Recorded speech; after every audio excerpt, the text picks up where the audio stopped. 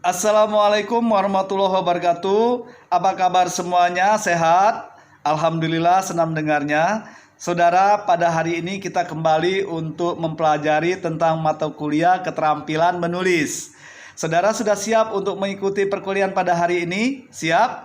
Baik, saudara, pokok bahasan kita pada hari ini adalah tentang menulis karangan eksposisi. Ya, jadi pokok bahasan kita tentang karangan eksposisi ya.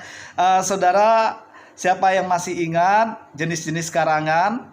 Nah, tentu saja Anda harus menguasai semua jenis karangan ya, karena Anda nanti akan mengajar ya sebagai seorang guru bahasa Indonesia. Tentunya Anda harus menguasai 5 jenis karangan ya paling tidak, yaitu karangan deskripsi, narasi, eksposisi, argumentasi, dan persuasi. Baik, jadi kelima jenis karangan tersebut wajib Anda kuasai. Nah, pada hari ini kita akan membahas tentang karangan eksposisi. Saudara, apa itu karangan eksposisi? Ada yang bisa menjawabnya? Ayo. Baik, saudara, karangan eksposisi adalah karangan yang bertujuan untuk membahas ya, kemudian memberitahu, mengupas, dan juga menerangkan sesuatu sehingga dapat menambah pengetahuan si pembaca. Nah, namun karangan ini sebetulnya bukan untuk meyakinkan dan juga bukan untuk mempengaruhi si pembaca. Jadi apa yang dipaparkannya itu hanya semata-mata untuk menambah pengetahuan dan wawasan si pembaca itu sendiri ya. Jadi bukan untuk mempengaruhi si pembaca. Oleh sebab itu sifatnya paparan saja, hanya memaparkan. Oleh sebab itu karangan eksposisi ini sama juga dengan karangan paparan begitu. Baik, saudara, kita akan melihat jenis karangan eksposisi ini ya. Nah, karangan eksposisi menurut jenisnya ini yang pertama itu karangan eksposisi narasi ekspositoris. Nah, karangan eksposisi narasi ekspositoris ini, saudara, ini adalah karangan tentang kisah perjalanan, autobiografi, kisah perampokan, misalnya peristiwa pembunuhan, dan lain sebagainya. Yang kedua, karangan eksposisi berbentuk opini. Nah, karangan eksposisi berbentuk opini ini adalah karangan yang memaparkan pendapat-pendapat orang lain ataupun masyarakat ya pada suatu peristiwa yang sedang terjadi. Nah, ini bisa jadi misalnya itu terjadinya perampokan ataupun peristiwa pembunuhan misalnya. Lalu saudara, yang ketiga, karangan eksposisi berupa tips. Nah, karangan eksposisi berupa tips ini adalah karangan yang menjelaskan ataupun memaparkan suatu informasi ya ataupun paparan tentang pengetahuan ya, pemaparan tentang pengetahuan, misalnya merawat atau menjaga sesuatu benda agar tetap baik dan terawat tentunya. Nah, ini bisa berupa tips, misalnya bagaimana cara merawat komputer itu supaya awet, dapat digunakan lebih lama begitu.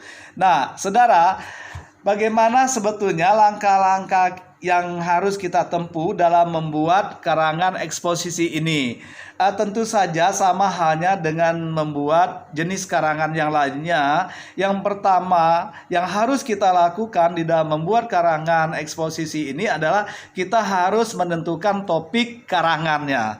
Nah, beda tadi saya katakan itu bahwa di kuliah sebelumnya ya, bahwa antara tema dan topik itu berbeda ya. Kalau tema itu adalah hal yang mendasari karangan kita, tapi kalau topik adalah hal yang kita ya jelaskan ataupun hal yang kita bahas dalam karangan kita. Nah, saudara, Jadi topik inilah nantinya yang akan kita bahas, kita jelaskan, kita paparkan, karena inilah hal yang kita sampaikan secara detail ya dalam karangan kita tersebut. Nah, oleh sebab itu di dalam menulis karangan eksposisi juga kita harus menentukan topik karangannya terlebih dahulu. Nah, misalnya salah satu contoh judulnya, topiknya bisa jadi cara membuat tempe. Nah, itu berarti topik itu nanti Anda akan menyampaikan bagaimana cara membuat tempe. Tuh ya. Tapi ingat sekali lagi, nanti di akhir ya karangan eksposisi ini bukan berarti mempengaruhi si pembaca agar mereka membuat tempe ya. Namun mereka ini akan mendapatkan ilmu, mendapatkan wawasan tentang bagaimana cara membuat tempe. Kalau mereka membuat tempe nantinya itu urusan lain ya, tapi kita hanya memberikan ilmunya saja. Kemudian kalau tadi yang pertama itu adalah kita harus menentukan topik, yang berikutnya, yang kedua, di dalam langkah-langkah menulis karangan eksposisi ini kita harus menentukan tujuan penulisannya. Untuk apa kita menulis ini? Ya, tentu saja untuk memberikan wawasan yang luas, untuk menambahkan ya ilmu pengetahuan kepada si pembacanya ya tentang apa yang kita tulis tersebut.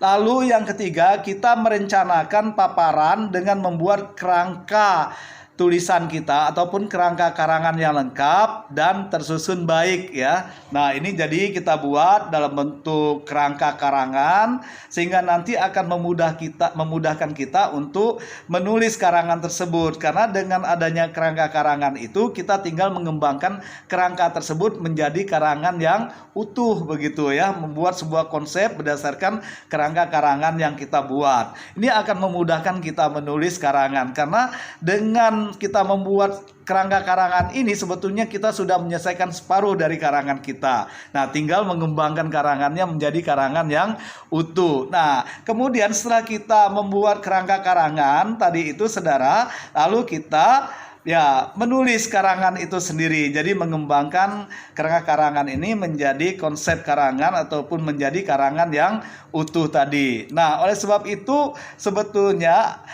misalnya Anda akan membuat sebuah karangan tentang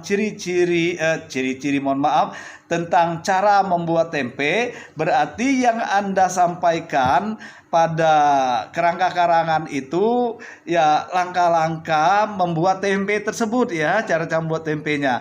Kemudian nanti di dalam pembahasan Anda, di dalam karangan Anda akan menghasilkan cara membuat tempe itu hingga selesai Anda membuat tempe itu, kalau perlu tempe itu bisa dikonsumsi ya, dan bisa dipasarkan misalnya, silakan saja. Nah, jadi saudara, hal ini sangat penting Anda lakukan ya. Jadi dengan memperhatikan langkah-langkah di dalam membuat karangan eksposisi ini, saya yakin Anda akan mampu membuat karangan eksposisi dengan baik. Karena karangan eksposisi ini contohnya makalah Anda sendiri sebetulnya. Makalah yang Anda buat itu sebetulnya itu salah satu contoh bentuk karangan eksposisi ya. Nah, kemudian saudara, bagaimana kita mengembangkan karangan eksposisi ini? Nah, pengembangan karangan eksposisi itu sangat bergantung pada dua hal ya. Yang pertama itu sifat penjelasan ataupun keterangan yang akan kita berikan. Nah, jadi berarti keterangan atau penjelasan yang kita berikan itu harus jelas betul ya, sehingga orang mudah memahaminya. Yang kedua, tujuan yang akan dicapai. Nah, ini tujuan kita untuk apa gitu? Untuk memberikan informasi kepada orang lain ya, bahwa apa yang kita tulis ini sebetulnya sangat bermanfaat untuk mereka di kemudian hari, dan bahkan sebagai penambah wawasan mereka, pengetahuan mereka ya. Namun sekali lagi bukan untuk mempengaruhi mereka. Nah, saudara, ada beberapa teknik pengembangan eksposisi sebetulnya yang dapat Anda pilih sesuai dengan topik dan tujuan pembahasannya.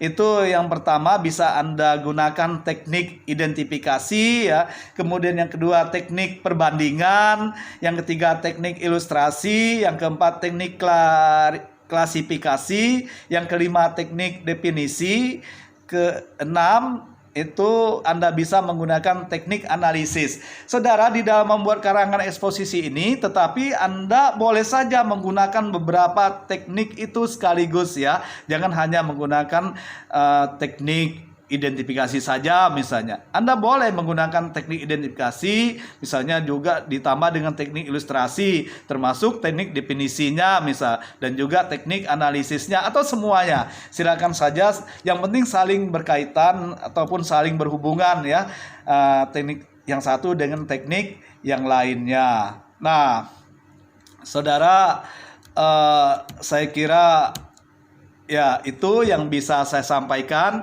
Silakan Anda buat ya nanti sebuah karangan eksposisi. Nah, silakan saja ya, ini untuk sebagai latihan Anda untuk membuat karangan eksposisi. Namun yang Anda kirim ke email saya nanti, Anda buat sebuah rangkuman tentang menulis karangan eksposisi. Jadi judulnya adalah membuat rangkuman karangan eksposisi. Jadi buat dalam sebuah konsep ya, tentang karangan eksposisi.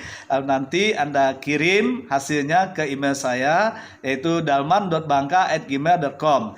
Saudara, saya kira untuk hari ini cukup sekian. Saya juga menyarankan pada Anda untuk membaca ya buku maupun di internet ya tentang bahan-bahan yang berhubungan dengan karangan eksposisi yang bisa Anda pahami dan Anda kuasai ya, sehingga ya penguasaan Anda tentang karangan eksposisi semakin baik. Tentu saja ini akan menambah wawasan Anda dan juga menambah referensi Anda jika Anda mengkaitkannya dengan materi-materi lainnya yang berhubungan dengan karangan eksposisi. Ya, baik saudara, saya kira demikian. Terima kasih atas perhatian Anda. Saya yakin Anda akan terampil menulis ya.